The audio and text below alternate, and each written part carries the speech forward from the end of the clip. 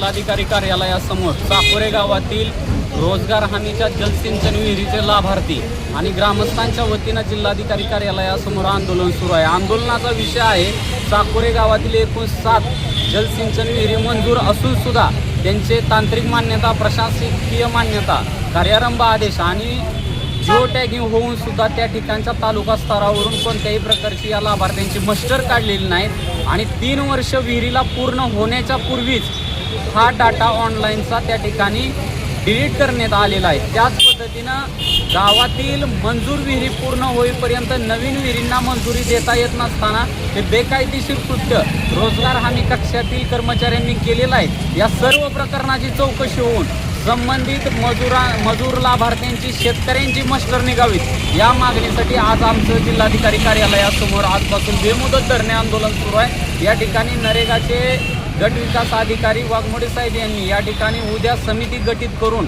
माळशिरस या ठिकाणी येऊन ही समिती स्वतः चौकशी करणार आहे असा निर्णय दिल्याने हे आंदोलन आम्ही आज स्थगित करीत आहोत।